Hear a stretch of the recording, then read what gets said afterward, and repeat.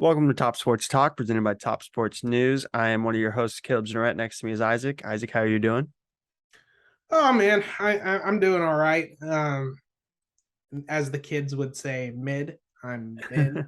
Uh, the Chiefs just took a tough loss to the Colts. We don't have to talk about drop punt return or the drop passes or missed field goals or any of that. I'm mid. I'm fine. K-State won. We're gonna erase all that out. We'll talk. We're talking strictly preps, and honestly, the prep scene did not let me down last week in the county. All good stuff, which we'll get to soon. But I'm pretty doing fair. I'm doing fair. I'm like a mild cheese. It's like, yeah, I'm fine. I'm all right. How are you? You good? Yeah, I'm good. I'm good. Yeah, Broncos play tonight. Looking forward to that. Nebraska didn't play this weekend, so that was stress free.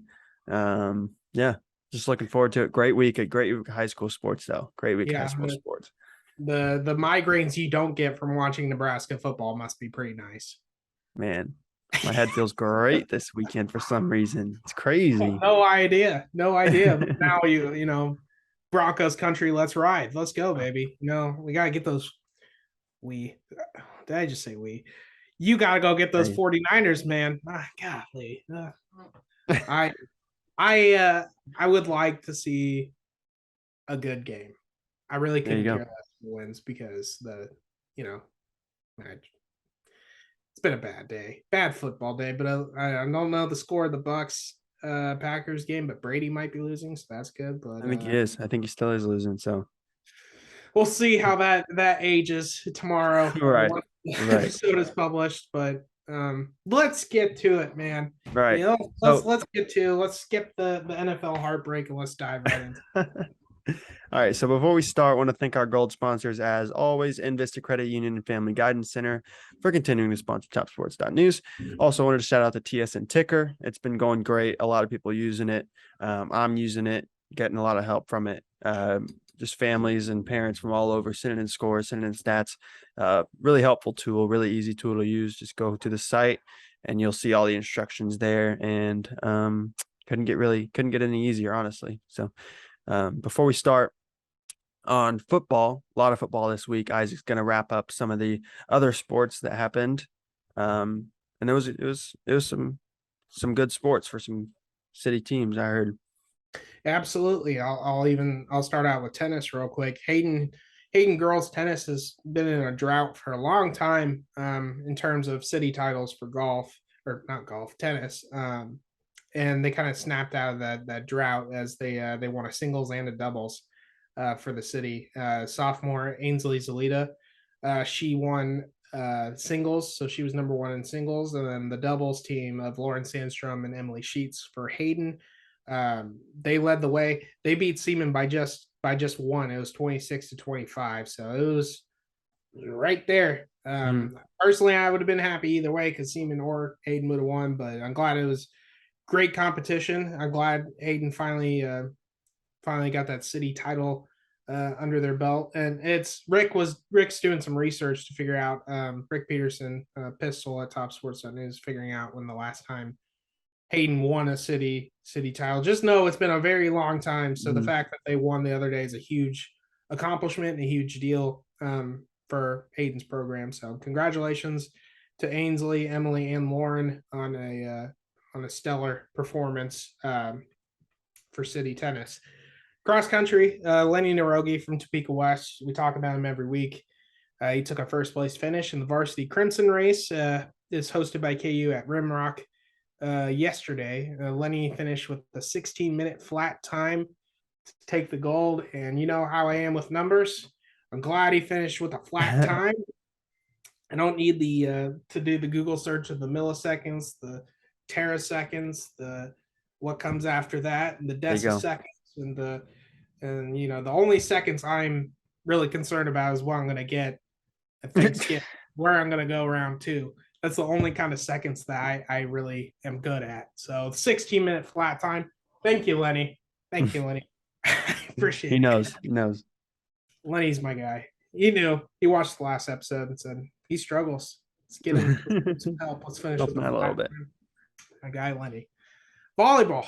great Saturday for volleyball for the city schools. I'll start off with Seaman, who had their Seaman Invitational on Saturday. They finished the day 5-0 and won the whole dang thing. Congratulations, Lady Vikes. They finished out a perfect 5-0 day with a 25-15 set one win. They lost set two, 22-25, and then they won set three, 25-18 over extremely tough Olathe Heritage Christian team who won the 3A state title last year. So that was a great. We're seeing some great stuff from Seaman's volleyball program as of late. They're really looking hot right now. They are really cooking. So congratulations to Seaman on that. Washburn Rural, we talk about it every week. The Monstars of the city volleyball teams, state volleyball teams, got a really good team. They also had their home invite last Saturday. They finished the day going 6-0, but they didn't lose a single set the entire day. And I've been to those volleyball tournaments. It takes a while from start to finish to get it. And the fact that they didn't lose a single set, that is really impressive, especially against some of the schools that they face. Manhattan, Gardner Edgerton, KB Mount Carmel, Blue Valley, Free State, beat all of them. Didn't lose a set, took it all. They went the whole day, just kicking butt. So congratulations, Washburn Rural and Seaman, on your home tournament wins, which is also really a good accomplishment that you can just win in your home court. And it's awesome stuff. And then soccer, a couple teams I wanted to highlight: Washburn Rural and Shawnee Heights. We'll start out with Rural. They beat Emporia 3-0, and they beat Manhattan 4-0. Easton Bradstreet had 3 goals this week, and Devin Rushman had 2. They combined 5 out of the 7 goals throughout the week. So obviously that offense is still electric, and it's led by those 2 guys that can really take this team to wherever they want to go. So Washburn Rural as a team, and not just those 2, but as a team, they are a really good team. And Shawnee Heights has been really interesting to watch. They started out the year with some really tough 6A programs to open up their year. They lost to some of those tough 6A schools. But then once they started playing the UKC schools, the teams in their own conference, they're 4-0. They're 4-0. They're Leavenworth. They beat Leavenworth this past week 2-0, and then they beat Base or Lynwood 4-0. But the last 4 games that they've won, all against UKC schools, they've outscored their teams 13-3 on those 4 games. So don't sleep on the Thunderbirds. They're a really good program, and they're really good now that they're playing some UKC schools. And Shawnee Heights can really just go wherever they want to this year. I think that's a great 5A team. So Shawnee Heights, Washburn Rural, congratulations on your undefeated week. Looking forward to seeing what next week brings. Yeah, so diving right into football, we're going to start out with a game that Isaac got to attend. I did not get to attend. Shawnee Heights shuts out Baster 27-0. Alan Bowman had a great game. But yeah, in terms of full-on stats and analysts and all that stuff, Isaac got you covered for this one. That's what I am. I'm an analyst. I go back to food, analyze how good the hot dogs and the hamburgers and all that stuff are every time.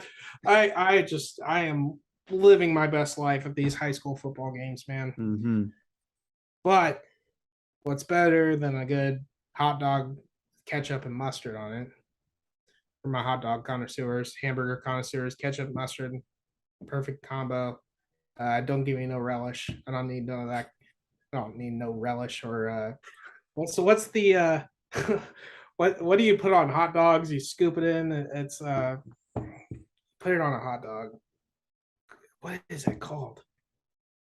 I don't know. What's the other topping? It's not relish, ketchup, or mustard. They sauerkraut. Sauerkraut. That's it. Sauerkraut. Get that sauerkraut out of here. I feel sauerkraut and coleslaw are on the same level for me. They can just go to the trash. Those garbage toppings for me anyway. Those are garbage toppings. Any hooser. Anyway, let's get back to football. Yeah, Shawnee Heights. Yes, Shawnee Heights. Yes, Shawnee Heights. Here we go again. 27-0 over a imposing Base or Lynwood team who hadn't taken a regular season loss since September of 2020. I mean, phenomenal game by Alan Bowman. 28 carries, 279, and 3 touchdowns. That offensive line that's working in front of him absolutely worked Baser the other day. And Bowman stuck his shoulder down, punished linebackers, defensive linemen, D-backs, all those impressive. Baser Lynwood is a really, really good football team. And the fact that they won, the Shawnee Heights won in the fashion that they did was super impressive. Defensively, I mean, you think about last week, 7 points to Seaman, this week, 0 to Baser Lynwood. That's 0 points to Baser Lynwood. Baser Lynwood's a really, really good offensive team. And Sean Wonder opened up the game. Well, not open up the game, but open up the scoring in the second quarter with a pick six that went 65 yards. It was 7-0 going into half, and then Alan Bowman, first drive out of the half, 4 carries, 70 yards, and a touchdown, and then he just kept on. They just kept on feeding him the rock, and the results were there. And Shawnee Heights played basically a perfect game in order to beat a team like Baser. Yeah, they made some mistakes here and there, but their goal line defense, the way that they ran the ball, the goal line defense was actually probably the most impressive aspect of the game for me personally, because Baser and Lynwood early got to the red zone twice, and Shawnee Heights forced them to a fourth down at their own red zone near the goal line. And Baser Lynwood attempted a field goal, 28-yard field goal. They missed that with the good pressure from Shawnee Heights. And then the second fourth down stop was they were trying to do a jet sweep reverse at the 4-yard line on a 4th and 3. Baser Lynwood tried to do a reverse. Shawnee Heights was in the backfield so quick. They bobbled the ball. They scooped up the fumble. But three interceptions, 3 takeaways from Shawnee Heights' defense, and they rattled Baser and Lynwood. Baser and Lynwood had a crazy amount of drops in the second half, and that comes from the pressure that stellar Shawnee Heights defensive line had, the great coaching from Jason Swift and his staff that was able to draw up a game plan good enough to keep Baser shut down and keep them at bay. Bend don't break. It was a bend don't break kind of day for them. When it was time to go, when it was time to get your lunchbox and get to work, that's what Shawnee Heights did. Shut down Baser Lynwood, which was the most impressive win of the year for all the county teams. Personally, it was this one. This was the biggest one that I've seen all year because of just how much was at stake for this. Shawnee Heights is a legitimate UKC potential title holder because of the win, the 7-point. They only allowed 7 to Seaman, and then they shut out Baser. Man, Shawnee Heights is a really good team. They nobody sleep on them anymore.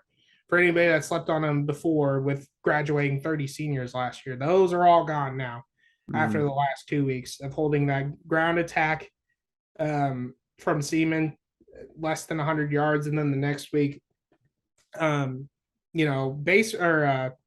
Lynwood's quarterback threw it 47 times. He only completed 22 of his passes. So, Shawnee Heights, that is a legitimate team. They are here. That's for sure. And I think any questions or concerns people have had about the program should be erased now. Mm-hmm. So. Yeah, and if it wasn't for that week 1 loss, I think they'd be a lot more on people's radar in terms of rankings and higher on the classification and stuff like that, because Shawnee Heights is legit, man. And then they're rolling right now, and I don't think anybody wants to face them. But they'll get a good test next week as they play DeSoto, and DeSoto's a really good team. So excited to see that one. Moving on to another league team, Seaman played a tough game against Lansing, bounced back from their loss against Shawnee Heights, ended up winning 50-32. Ground game looked great, a great bounce back win that I think Seaman really needed because they'll play a tough game in Leavenworth next week. So excited to see Seaman bounce back and do well. Yeah, it was a homecoming game too, so they were excited, juiced up, ready to go. Max Huston, dual threat quarterback, had a good day in the air and on the ground, per usual.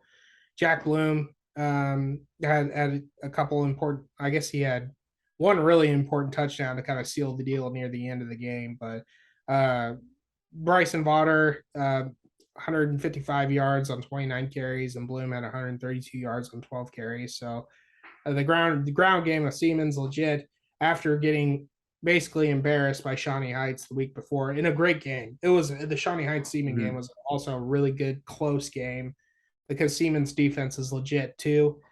Um, but just following it up with a stellar win against a solid Lansing team like that, that's a big statement win, and I think that Seaman probably saw the rankings. They saw how far they dropped, and which I don't think credits Shawnee Heights enough, but let alone Seaman. So I think this was a really important win for them, especially in homecoming.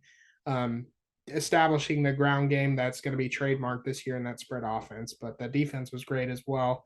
Some interceptions. Callum Barta came up with a huge interception late in the game. Um, yeah, Siemens legit. I think that UKC conference, it could be one of the tougher ones in the state. You think about Piper and Soto and Leavenworth and Seaman and Shawnee Heights. It's just like, ugh, that is a juggernaut of a division, man. There's some tough Mhm. schools there, so they just got to keep that momentum going, and um, which I think they probably can after that loss to Shawnee Heights. Yeah. So next up, I had the chance to attend really good game, possibly game of the year this week in Washburn Rural as they traveled to Manhattan. Lost a heartbreaker, 28-25. They had a chance to win it down the stretch, scored a touchdown late as the comeback kids have done all year. But they driving down the field, threw a pick. Quarterback threw a pick. He had a great game. So it's nothing bad on him, but just happens. Someone's got to lose the game, and they lost it. But Manhattan's the number one team for a reason. They're super good, and Washburn Rural should be right up there with them. I don't think they should lose anything really on their ranking. If anything, I mean, you inch closer to the top because Washburn Rural proves that they can be just as talented as these top dogs, and their defense looked amazing. Ty Weber looked great. Yeah, just really really talented team and a really really fun game to watch. But they don't get any time to rest as they play another tough Centennial team in Junction City next week. Junction City just knocked off a really good Bishop Carroll team, so excited to see that game next week. Yeah, and I think we talked about last episode the Washburn rule kind of has some slow starts here and there. They Mhm. always feel have a way to come back and an inch closer and to eventually win the game. With Piper, they ran away with it in the second half, and you think Wichita, they held on to the end to win, and Manhattan, it was just they started off fast with the 76-yard rushing touchdown for McKintis Adams, which opened up a lot because if you're the first one on the board, all you have to worry about is sustaining your lead and adding Mhm. on to it. So I think good on Washburn Rural for kind of starting fast. I know Manhattan scored the next two touchdowns to put it up 14-7, but that was awesome for them to kind of just get that big long run right away with a great running back like McKintis Adams and Washburn Rural's defense holding Manhattan to 28. And it's high school football. Some of these schools have a hard time holding somebody under 49 or 42 or something like that. The fact that they held a complete Manhattan team to 28 points. Washburn Rural is also complete, but holding the number one team to the state they were just 3 points ahead of you. That's all you needed was a field goal on that last drive or to seal it with a touchdown. Um, they shouldn't drop far at all, and I came away extremely impressed with the way that the game turned out. Was impressed by what I saw in Rick's write up on topsports.news and kind of the shots that you had on the game. It looks like that Washburn Rural had a lot going for him, which is a great confidence booster because you never know. You might see Manhattan, you might see Manhattan in the playoffs, and then Mhm. but you have to erase this game completely from your mind. You have to erase the Centennial League rival game completely from your mind because you have another one on Friday to a Junction City team that just beat a top five team in Bishop Carroll over at 5A. So yeah, got to be a quick turnaround and completely forget about this game for the time being. Yeah, I'm excited. I'm excited to watch Washburn Rural the rest of the year and see what they can do this week. But another team and a team that's just been rolling this year. Hayden beat Jeff West 52-14.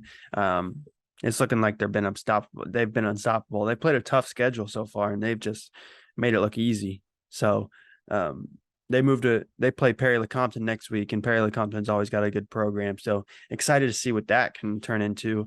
But man, Hayden looks good. Hayden looks really good. How about them Wildcats, man? 37 points before the 8-minute mark in the second quarter.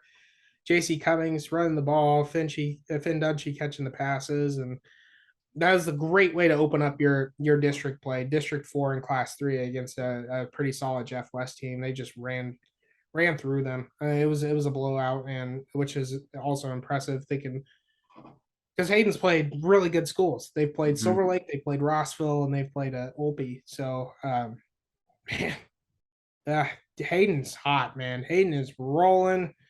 You and I had them very high on our list before the season started, with a complete team, well-rounded, some seniors, returners, everything else. The offensive line, defensive line, the trenches, the skill players, you name it. Hayden's just complete. And they just got to keep that momentum going from these huge offensive outbursts and solid defensive nights. They just got to keep rolling with it. And Perry Lecompton's a test. But I think Hayden will answer that call, and I think they'll probably win that game as well. But that'll be a tough game for him. But man, Hayden's rolling. Hayden's hot right now. So we'll see where it goes from here. But Perry Lecompton's a tough test, but I don't see any issue for them this coming Friday night.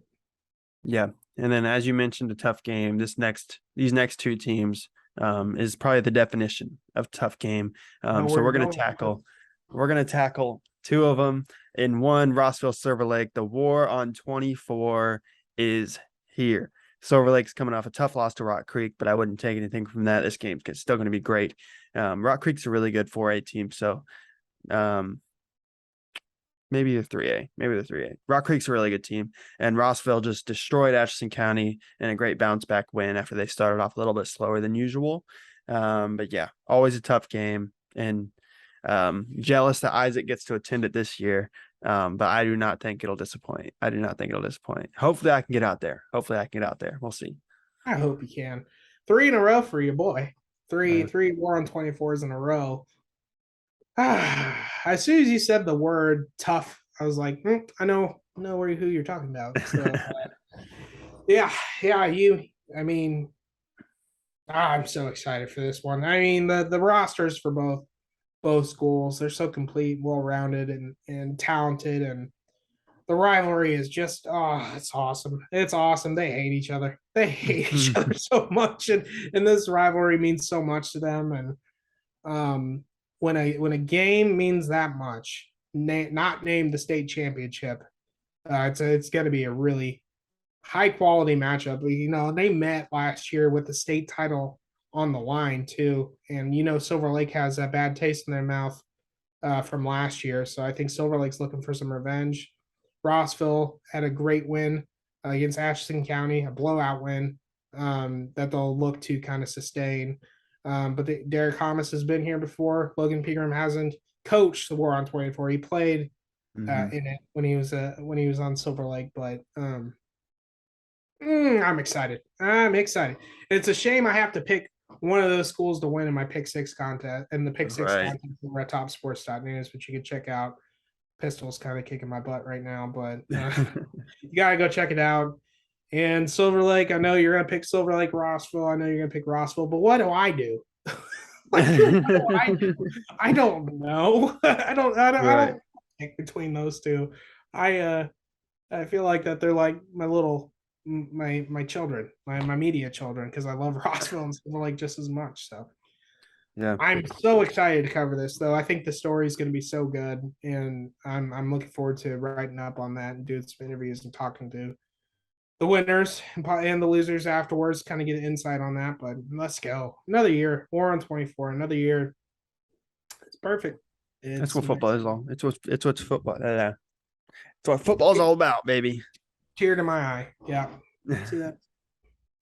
All right. So moving on to T High, who got a much needed win over Emporia, as Isaac predicted. Just wanted to shout that out. He predicted that last week. Beat Emporia 34-21. Um, but we'll play a tough team in Wichita Northwest next week. Talented team. So T-High, really young team, finally got the job done. They needed this. They needed this bad. Yeah, I mean we've beat this drum before about Topeka High's schedule. It's horrendous. It is the toughest schedule I think you'll find on anybody's schedule, and they're young, um, in facing some really experienced, talented, top ranked teams. It's not easy for them. So the fact that they were able to get a really good win against an Emporia team, a team in the Centennial League, that's wonderful. That's a great win for Carlos Kelly and the Trojans, and the fact that they can actually, they were able to prove to themselves, not to just everybody else, not to media, not to family, not to friends, not to whatever. They were able to prove to themselves that they can win a game.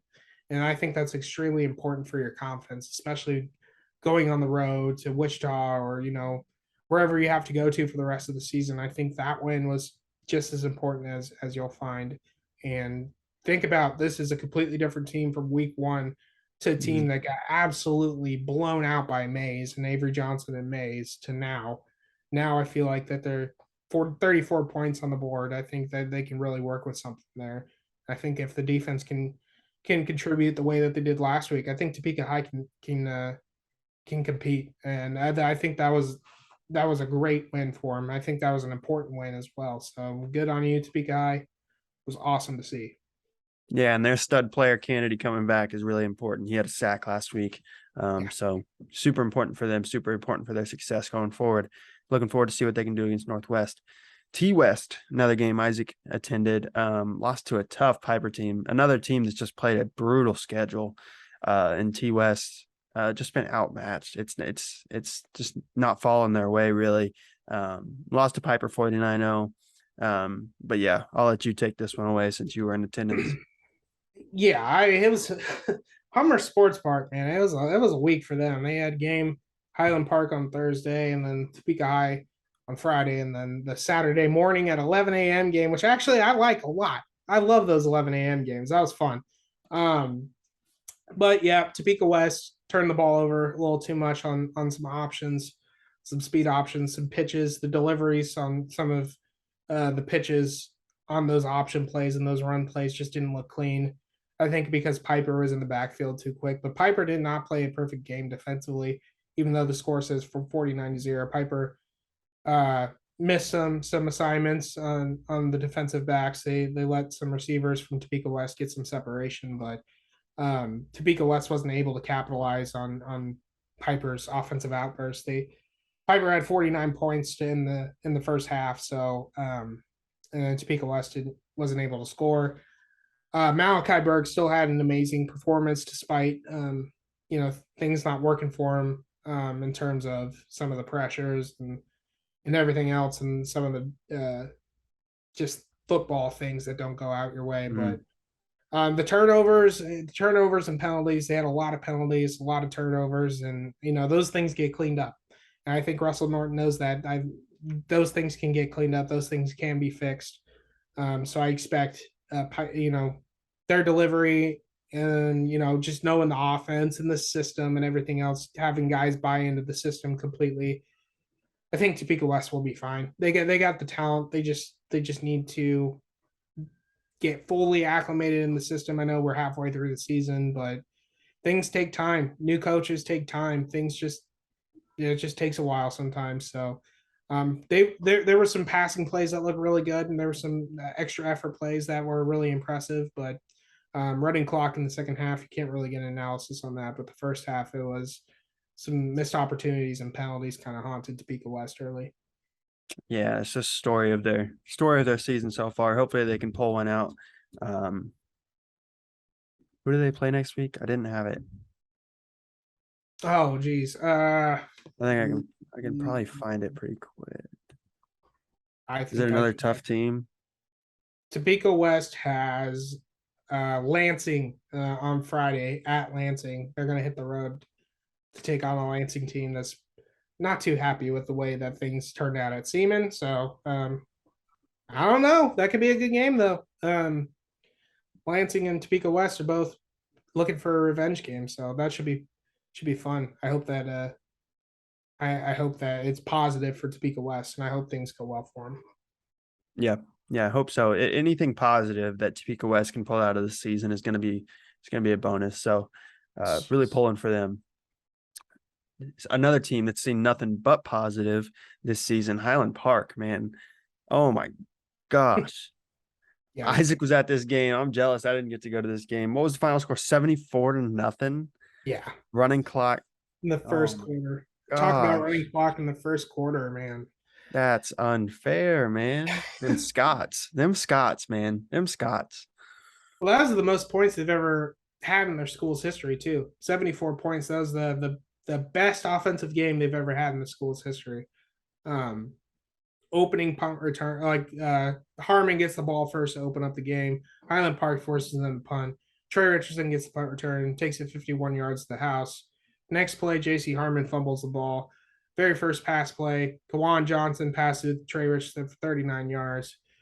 26-yard touchdown run, 49-yard fumble recovery touchdown, 44-yard fumble recovery touchdown, 17-yard run, 65, 79-yard run, you name it. And most of this, if not all of this, was in the first quarter.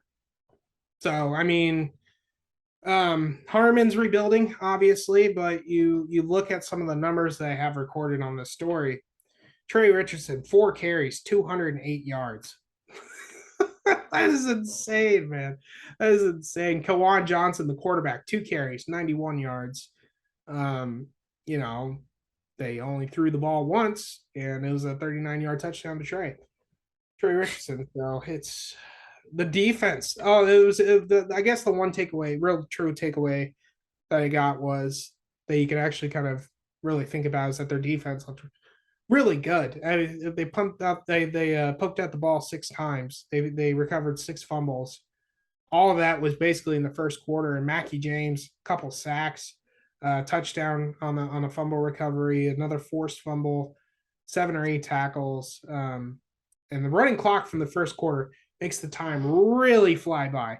Because I think I left the stadium at 8:30 and the game started at 7. So it was just a absolute mauling by Highland Park. So that was it was good to see the defense hold them to 0 points. Their first shutout since 2004 defensively, and the most points that they've ever put up in school's history. So since that's with data dating back to 1950. That's what I found in my research. So Mm-hmm. uh, dang, man. Scots, let's go. They got a Them tough matchup Scots. up, though. They have a really tough matchup with Lincoln Prep coming up. Yeah. Lincoln Prep's found they've won quite a bit, so that'll be their first real test, and it's on the road too. So that'll be a tough one for them, and I think that'll be a really good test, and we can really see and which I think that Highland Park should be getting the respect it deserves now. Being undefeated halfway through the season deserves some credit because it's football. There's nothing perfect about football. Injuries happen, bobbled plays that can result in the game changing. Things happen. So I think Highland Park deserves recognition, not being downgraded all the time because they're playing different competition that's doesn't win as much as they usually have faced. So I think people should start respecting Highland Park a little bit more, and I think they will especially if they get a win against Lincoln Mm-hmm. this next Friday. So Yeah. Excited to see, man. Exciting to see. Highland Park, man. Highland Park. Care Paravel. Moving on to the last team that we're going to talk about. They lost to a very, very good Linden team, 28-24, top 5 ranked team in the classification. Linden is always going to be really, really good. And Linden's coming down from, 1A ranks, and Care Paravel's coming up to the Acacia ranks for the first time ever. You can't be very upset at this loss. Linden's a really good team, and Lions are looking good. I think the direction that Care Paravel is headed is really good, and they're another team that just gets no rest because they play a good Burlingame team next week, who just had a really good win last week. So excited to see what they can do there. But no, Lions are talented, and I'm excited to see what they can do the rest of the year for sure. Yeah, and that Burlingame team that they're playing next week just knocked off the number one team in that in the state in Chase County. So Linden, traditional powerhouse program. Paravel had it close within striking distance, sort of like the Washburn rural game, just had it right there, just wasn't able to capitalize in the end. But Paravel's got to get ready for that Burlingame game, because Burlingame is an extremely powerful team. So they have their work cut out for them, having Linden and Burlingame in back to back weeks. But we'll see how that goes. But if they kept it close with Linden, I think they can keep it close with Burlingame. Yeah. Just excited to see what they can do. So that'll do it for this week's edition of Top Sports Talk. Love doing this for you guys. Remember to like the video, subscribe to the channel, click the bell so you don't miss an episode. And Comment too. Comment down below. Comment down below what you guys think happened this week. Well, you guys, bold predictions. Comment down below your bold predictions for next week. And maybe we can get a few of those out. We'll see. We'll shout you out next week. If nothing else. So yeah, Isaac, you got anything else before we wrap it up? Nope. Get your bold predictions out. Let's respond. Let's start doing that. Let's get some comments up. Let's answer some questions. We should do that. We should get our top, comment questions for us, and let's get those answered next week for our next episode. I think that would be fun to have some interaction with everybody. So let us know what your take. If you have a question, comment, concern, whatever, leave it in the comments so we can see it and reply to it to our next show. Yep. Love talking with you guys. That's always been fun. The interaction on Twitter is always fun. So looking forward to that. But without further ado, we'll see you guys next week.